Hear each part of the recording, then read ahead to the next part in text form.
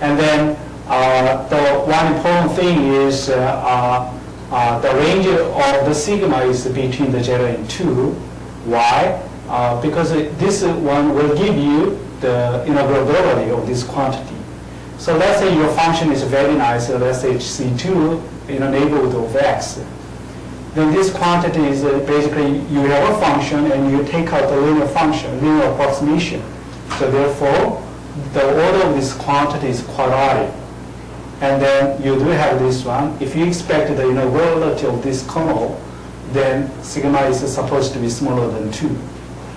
And if sigma goes to 2, then the integral will blows up, but you do have 2 minus sigma here, and then there will be cancellation, so you get the standard Laplacian. And then this is the behavior around the 0. And if you look at the far region, then usually you expect u is the bounded function, so, and this is cut off, so basically this is a bounded value. And then the behavior at infinity looks like this, and if you expect integrability, then sigma is supposed to be greater than 0. So we consider the range of the sigma between 0 and 2. And if your kernel is a symmetry, means if you plug negative y, then you end up with the same function. So it's a symmetry with respect to the origin. Then there is some cancellation. So what I mean is here you do have this function and plug negative value in y and add it, then all of the other function will goes away. And this is our function with respect to y variable. Okay, so if k is a symmetry, then this other function will goes away. So you're gonna have standard second difference quotient, basically. And then if kernel is a symmetry, then the effect of this gradient term goes away. And this is very crucial to get the estimate for the symmetric kernel. Okay. And then, this is a so-called fractional Laplacian, and the kernel is pretty simple like this. And then you can get this fractional Laplacian through the Fourier transform. And if you take a Fourier transform, then it looks like this. If sigma is 2, then you're going to have a standard Fourier transform of Laplace operator. And then it has some operation, like if you add these two things, then you can add the exponent. And if the sigma is 0, then you're going to have just identity. But it's clear through the Fourier transform, right? If sigma is 0, then if you take inverse Fourier transform, then you're going to recover original function. Okay. And then important thing is if sigma goes to 2, then you will recover the local equation. Somehow, if you get certain estimate which is independent of the sigma, then you're going to get an estimate for local and the non-local equation together. So that's important. Okay. All right. So now let's try to consider the viscosity solutions. What is the meaning of viscosity solution? So I wrote down a lot. But the idea of viscosity solution is very, very simple. So let me give you one example. So this is a standard example in my class. So let's say you do have two boundary data, and let's say you want to say the second differential of u is 0. But what if u is just continuous? So then it doesn't have second differentials, right? What is the equation? You told us what L is. What's the equation? So this one is f of x. The equation is L equals 0, or L equals u sub t, or L equals what? Exactly, yeah. So, L of u equals f of x. Okay, so. Yeah, I'm just looking at it as an operator at the beginning. Okay.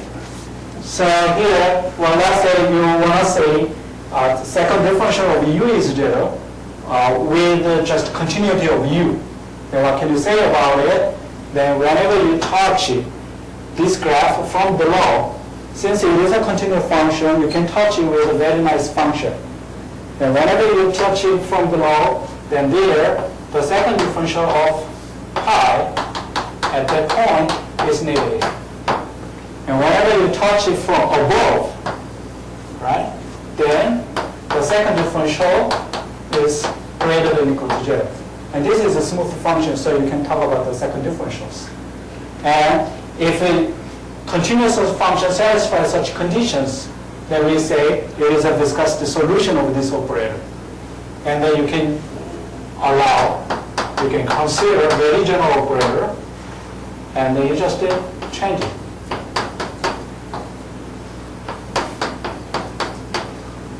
Okay? So that's the idea of the viscosity solution. So continuous function can be touched by a smooth function. And we discuss operator on the touching smooth function. That's the idea. And then here, since it is a nonlocal operator, and then let's say, let me give you the fully nonlinear operator. Let's say you have a kernel, depends on the parameters, and then it really comes from the game theory, and there are two players, and each one has a parameter alpha and beta, and there is a minimax theory. So then you end up with this Hamilton-Jacobi-Bauman type operator with this non-local. Then let's say we want to discuss the viscosity solution of this one. So I of u is 0. Okay. So since this is a non-local operator, so we needed to touch the smooth, the continuous function u from below with the smooth function in non-local way. Okay. So here, when we discuss this operator, well, pi is touching this u at only one point. It's a really local theory, right? But we are discussing non-local operator. We need to touch it in non-local way. So it is pretty easy. In a local region, we just use a standard polynomial or smooth function. Outside of this region, we just use the original function u. And since the difficulty comes when the y is 0, so because it's a very singular kernel, so we will replace that zone with this smooth function. And outside of it, it's just a bounded function. It's okay. So that's why we use this kind of touching. But the basic idea is the same. Okay. So now. So this question does not exist for systems? Well, you can think about the system clearly, but nowadays. Well, then the idea of viscosity solution is basically relies on the maximum principle. So if your system has a kind of maximum principle, you can do it. Otherwise, well, if you can develop some theory, then it will be wonderful. But still, we don't have it. Okay. So now, for the local equation, there are very important theorems like harmonic inequality. If you have a non-negative harmonic function, then the supremum is controlled by infimum. And it's pretty easy to imagine it. Well, let's think about heat flow. And right here, I have a very high temperature. And around this point, maybe it's cold. Later, time goes to infinity. What happens? Well, the liquid around this point will be warmed up. And then it will have certain positive temperature around here.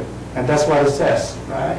So if you have a nice hot temperature, then at a long time, the smallest temperature around that point will be controlled by the highest temperature. Okay. And then if you use this harmonic inequality inductively, then you can get an oscillation lemma saying that if you have an oscillation of 1 in a larger ball, then in a smaller ball, you have a reduced oscillation. If you use inductively, then you're going to have a further regularity. How can you get such an oscillation lemma? Well, what you do is, in a certain ball, we will have a maximum of the value on the ball and take this kind of subtraction, then this one is non-negative. So you apply this Hahn inequality, and also you have U, and this is a minimum of U in this ball. Then this one is also non-negative. Then you can apply Hahn, and if you combine them, you will get oscillation lemma. It's a pretty easy computation. Okay. And then this Hahn will give you Holder regularity, as discussed. Okay, so then what is the difference in the nonlocal equation? So first one, so classical Hahn inequality for the fractional Laplacian fails. Why? Because when you discuss Hahn inequality, then you have a size of, let's say, ball 1, okay? Then your function is non-negative, then you do have Hahn. But we're talking about the nonlocal equation. So in other words, there is an influence from the far away zone. Okay? So non-positivity in a small ball is not enough. Okay? So there is some counterexample constructed by KAIST-NIMS.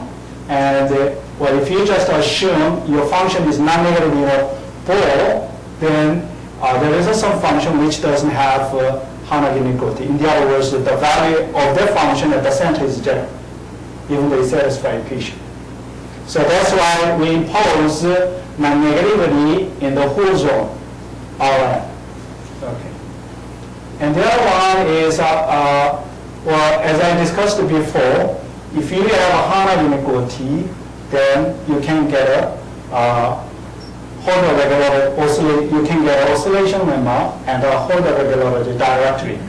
Okay, how come? Well, let's go back it again. So you have a maximum in a ball and make a subtraction, then you do have apply Hahn here. And Hahn here, then you get oscillation lemma and the Holder regularity. So, but you cannot do it in the nonlocal equation. Why? Because this function is non-negative, for R, not a whole Rn. Okay? So you need to control the value of this function outside of ball. Okay? To use Hahn in nonlocal equation. So that's another aspect of this nonlocal equation. And then there is a very dramatic example here, constructed recently by these 4 authors. And then if you go back to the kernel, then this is the kernel. And usually we assume the kernel has a disorder. In other words, the k of y is bounded by constant times this function. But well, you can imagine some kernel which is between sigma 1 and sigma 2. So in other words,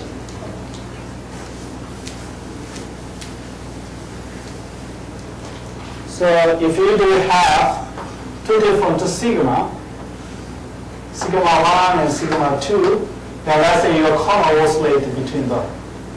Okay? Then what they show is the following. So if the kernel is oscillating between two exponents, then there is a discontinuous solution. So there is no Hahn and no Holder regularity. But they found out a different type of Hahn. It means when you compare supremum and infimum, the size of the ball is supposed to be greater than 1. Then you do have Hahn. So in other words, your Hahn is not defined to capture the behavior of that very small region. So in a very small region, your function may be discontinuous, but if you look at the large scale, it's kind of a continuous function. It's a very interesting result.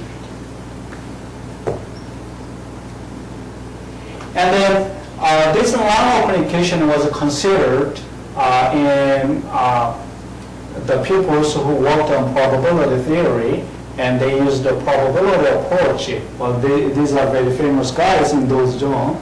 and then they proved that all of these things hold the regularities for linear equation with symmetry or non-symmetric kernels. But they relies on the probability method, so basically it's a linear theory. And then another approach was invented by Kiahm and Silvestre. It's a very beautiful paper, and then they proved HANA and hold the regularity for the nonlocal equation with this symmetric kernel. Okay. And then the kernel is supposed to be symmetric, so the gradient term, which I taught, goes away. So, Okay.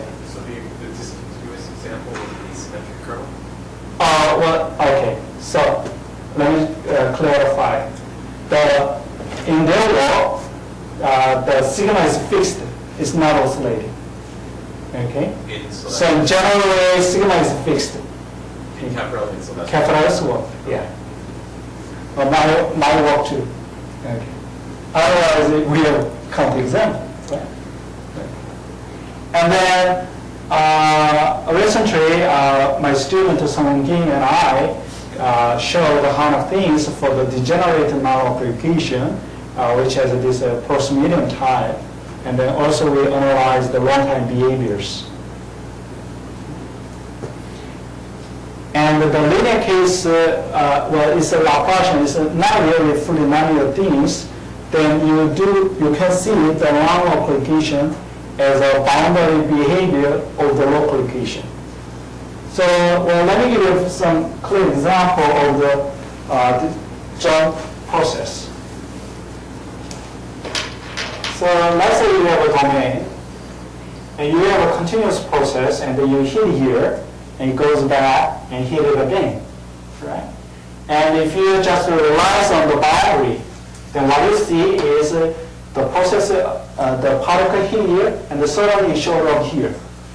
So it looks like a jump if you restrict it only on the boundary. So now, nonlocal operator is really like a boundary operator of the local operator. So for some cases.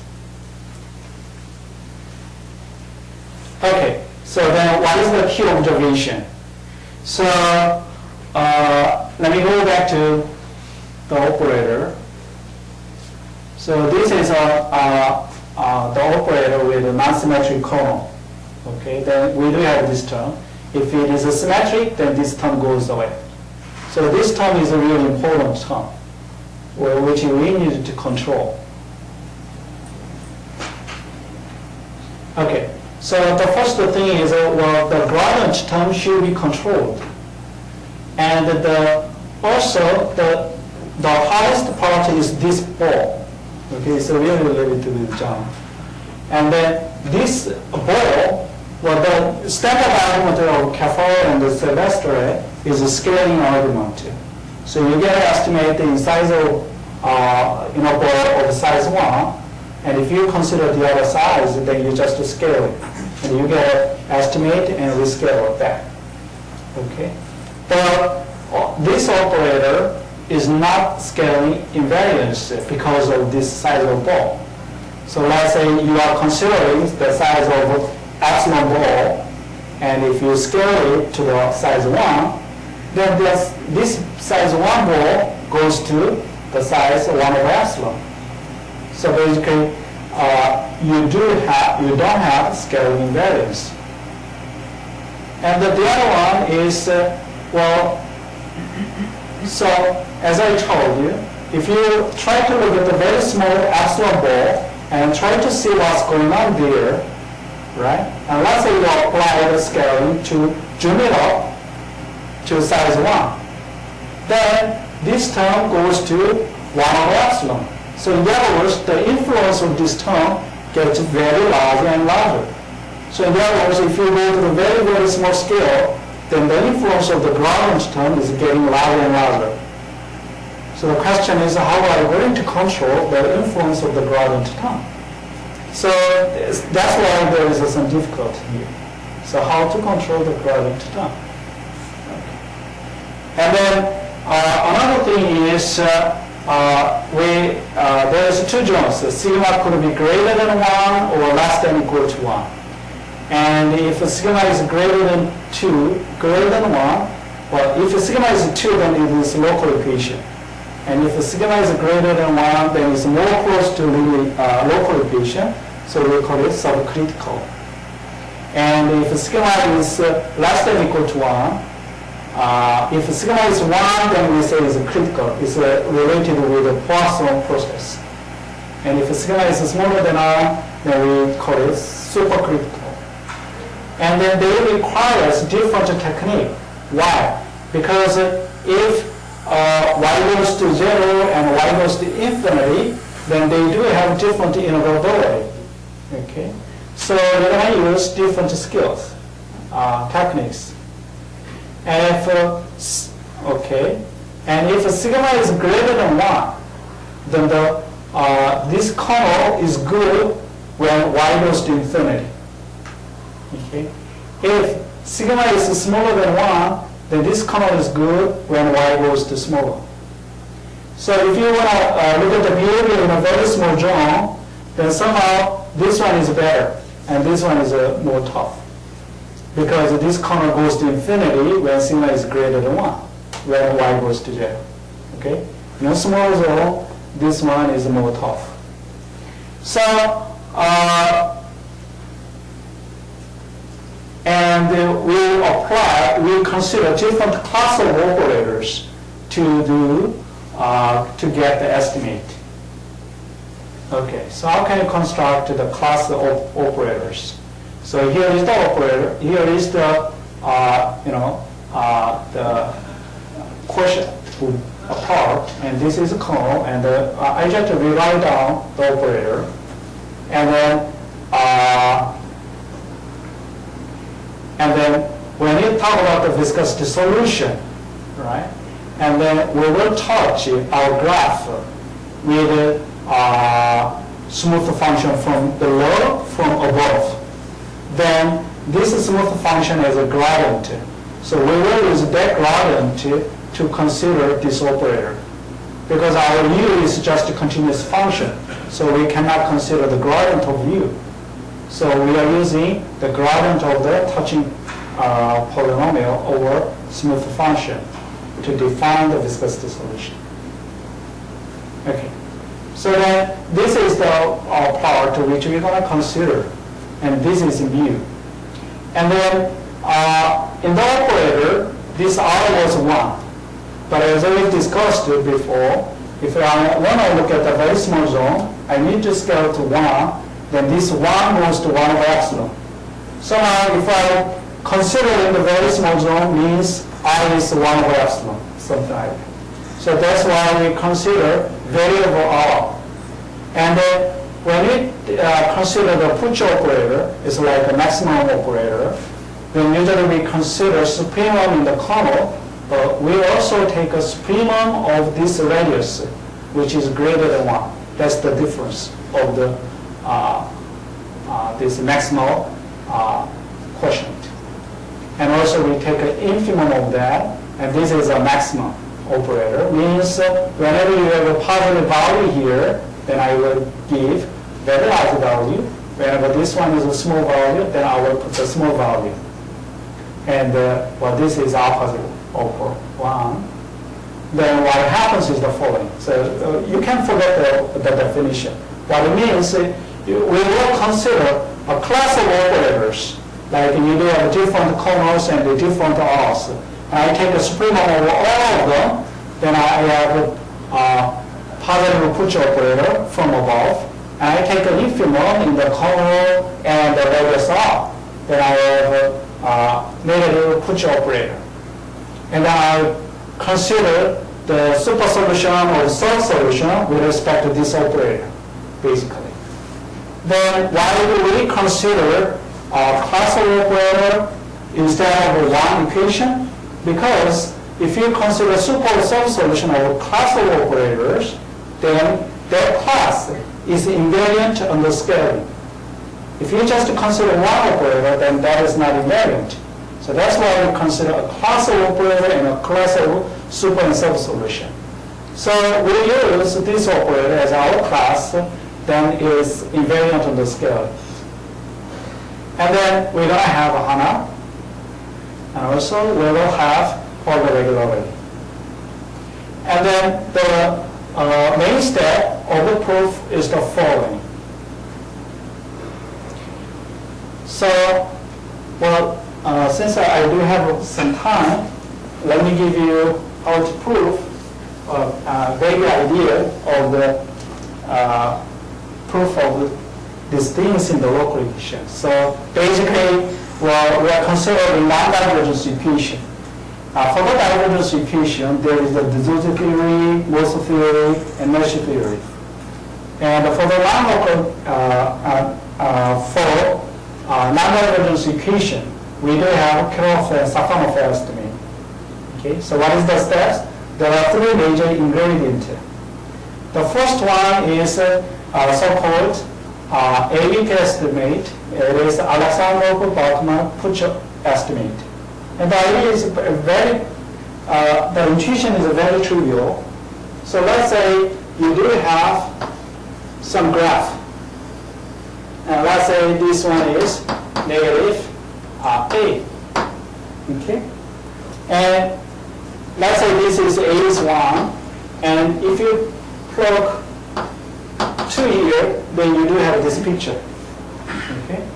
So in other words, if you choose a larger and larger value at the right-hand side, then your maximum is getting bigger and bigger. Okay? So what it says is the following. So if you have this situation, let's say you do have an operator, and you can, okay, so let's say f of x, then suprema of primary part in V1 is controlled by a random of f, u, and gamma of u. Gamma of u is a convex angle, concave angle of u. So this is gamma of u, and this is u. Okay? So if u is bigger, then your suprema gets larger. So ABP estimate basically captures such intuition. Okay? So if you are able to control a normal graph, then you are able to control the suprema. Okay? So if it is a linear equation, the proof is very, very trivial. And if you look at the Kiahm-Schrodinger's proof, and you see the value elementary proof is following. So let's say L of u is a sub I j of x, d sub I j of u is negative f. Okay? So then you have concave envelope, and then you do have, look at the ground image. Okay? And then the size of port 1. Then you can apply this is the image. It comes from the, what is that? You take the another differential of the gradient of f and take a determinant, right? And this is a Jacobian. Okay? Let it be 1, and look at the positive part and the dx. And then here, the important thing is u is greater than or equal to u. Why? Because if they don't touch, if gamma of u doesn't touch u, then there is a straight line. And if you take a second differential, then it is 0. So there is no contribution on this part. Okay? This Jacobian has a contribution only when gamma of u touches u. Okay? And this is just a fundamental theorem of calculus. Okay. And then the important thing is the following. So how can you control this part? So you take the same maximum, and then you choose the larger size of ball, and then look at the cone. Okay? Then definitely the area, the matter of this one is greater than, let's say this is gamma tilde, and then this one is greater than gradient of gamma tilde and V1. And the contribution of this quantity comes from only on the top, because the the second differential of this one is generated here. Okay? And then basically all contribution from here. So if your height is small, then contribution is very small. If you choose a very large height, then you have large wall image. So basically this quantity is really related with the maximum U positive and the radius, let's say R to the N. Okay? And here, well, whenever they touch each other, then U is below gamma of U. So if you take the second differential of it, then this is smaller than second differential of U and positive part and determinant and dx. Okay? And then you multiply determinant of A and J here and 1/lambda n, then you can use equal T. Then you do have a constant and trace Aij, Dij, and n, U gamma of U. And this is your f of x, basically. Okay? And this is a standard story in the linear equation. So we're going to reproduce these things in the nonlocal equation. Okay? So then after you get ABP estimate, so saying that the maximum of U is controlled by ln norm of F, then we need a construction of barrier. Why do we need a barrier? So when we discuss ABP estimate, basically the picture goes like this. Okay? But in general, our picture looks like this. Okay? So here, the value of U is negative under the boundary of ball. But here, your function could be anything. Right? So if you really want to apply this ABP estimate, we need to push down the boundary part and push it over the interior. So basically, we need to construct this kind of barrier. And if you add them, you're going to have this picture. And then you apply ABP estimate. So the other step is finding this barrier. And then these two estimate to give you the decay estimate of the level set. Is a pretty easy process. Then the decay will be geometric decay. Okay? And this geometric decay will give you how much immediately. Well,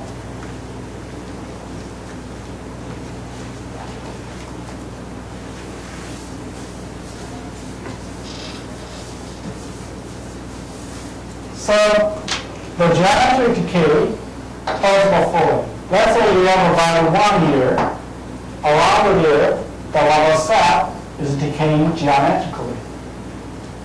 Okay? And let's say, what is the Hana? Hana means the inferior will control the supremum. Okay? And let's say you cannot control. So in other words, your supremum is a very large appearance. Okay? Then you do land here. Then instead, and this is n. Then you consider the geometric decay for this function. Then you start here, then you go has a geometric decay.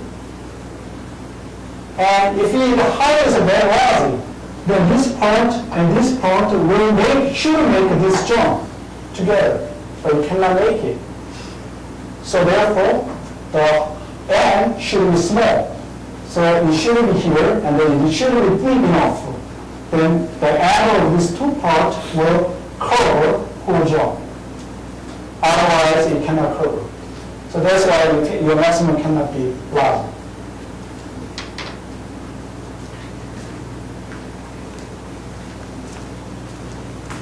And then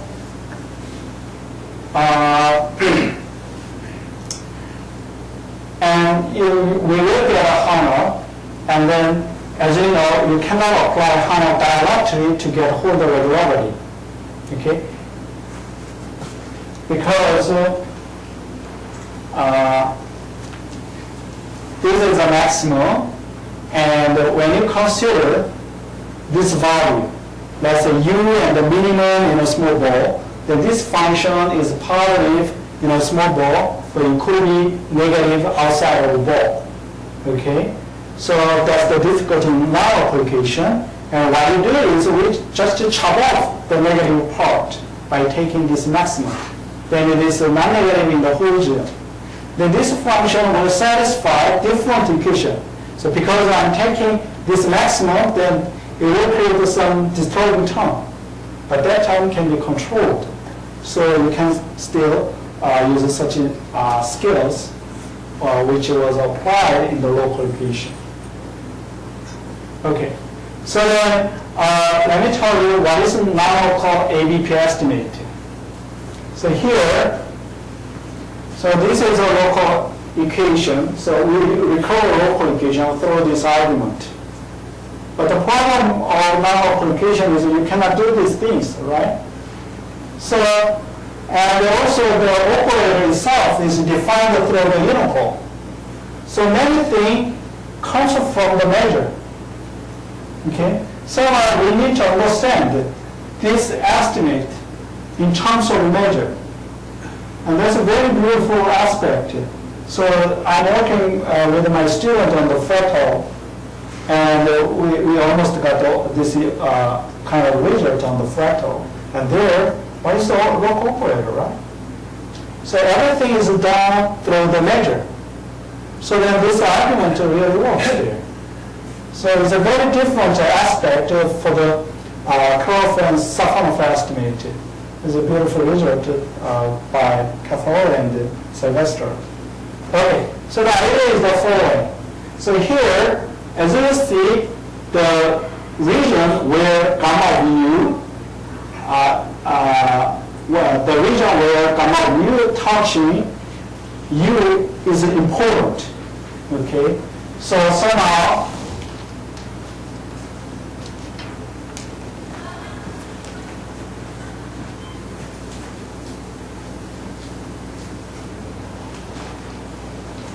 if you have a ball, then there is a certain zone, and u is touching gamma mu. Okay, and then this argument is basically C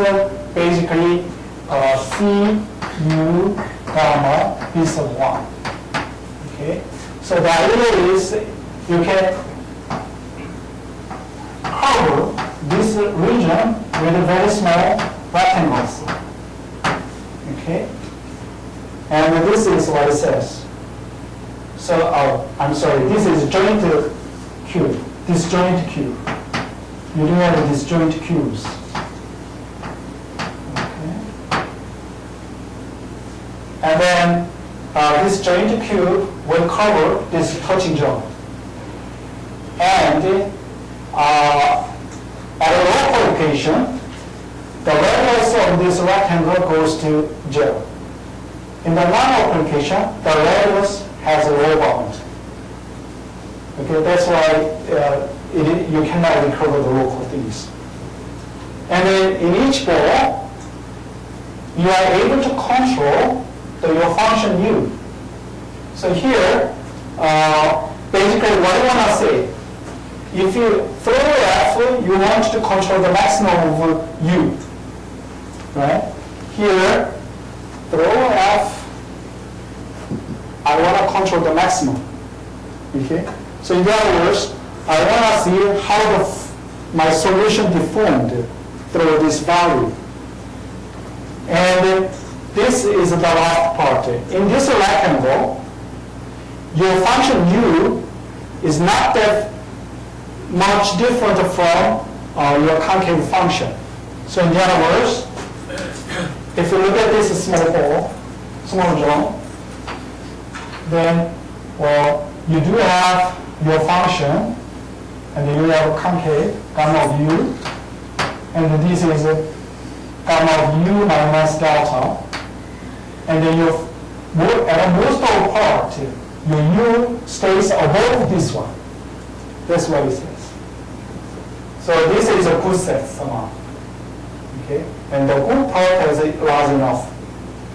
And in this part, your gamma image is really controlled by that. Actually, this one tells you this part somehow. Why?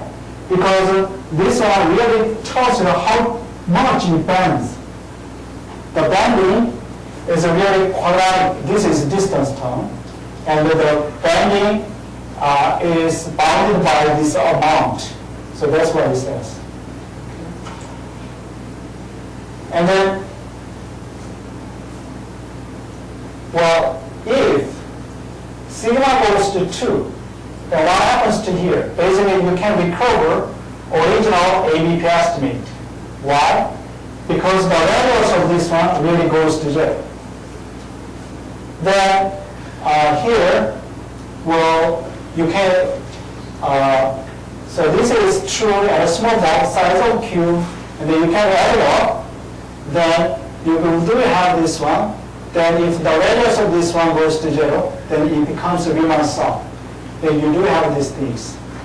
Okay, then you get the local equation. So then what is the difference between the non-local equation and the local equation?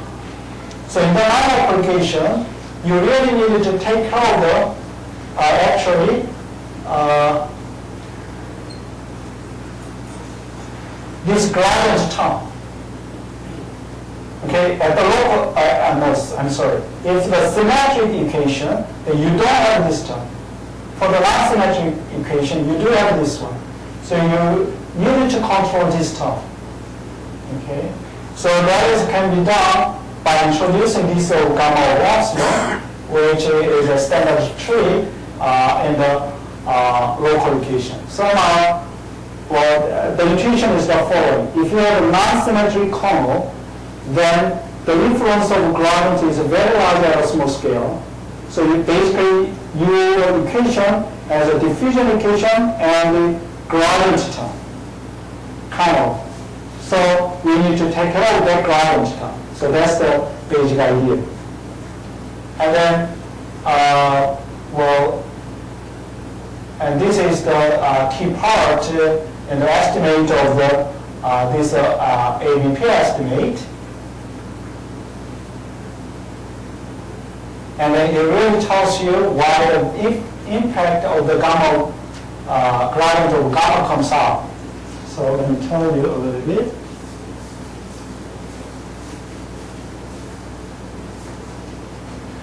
So minus f of x, this is the balance of the equation, and positive of u. And that one is 2 minus sigma and Cn. The Rn and yn plus sigma and ux plus y minus u of x, y dot, gradient of gamma of x, and b1, and this is large lambda and positive. And then Rn, yn plus sigma, and small lambda, this is kind of delta, and delta negative. Okay? At a symmetric equation, you don't have this one. So you do have just bound the function. So basically this term is bounded above. Because this is a touching ball, well, you can easily show this is true. And outside of the ball one, this quantity is controllable if you don't have a gradient term. You know, that is the symmetric case. If the operator is non-symmetric, then there is influence of this one. And then if you throw it away, basically the better term is like y and the gradient of gamma. Okay. And then that term really give you certain quantity and the gamma, gradient of gamma of x. So this term doesn't go away somehow. So that's why the non-symmetric case is a kind of symmetric equation with non-local gradient term. Okay, and that is a fundamental understanding for this equation. And then if sigma is smaller than 1, then this one is actually a very nice kernel, and which you can control easily. But if sigma is 1, then this one is a log of epsilon when you consider epsilon scale, and it blows up. But if you go through the estimate with this one, then there is a kind of integration of this quantity with respect to the volume. So the volume integral will kill this part, even sigma is less than or equal to 1. So if sigma is greater than 1, then we introduce the new class of operator so that the scaling is invariant. Then we get a harmonic and the order. If the sigma is smaller than 1, then you cannot make such operator because the behavior at the infinity is very bad. So we just keep the operator, and then we don't make any scale because the scaling will make credited terms. So that's the very important. We will just check down every scale and get the estimate. So that's the difference. And that's it. Thank you.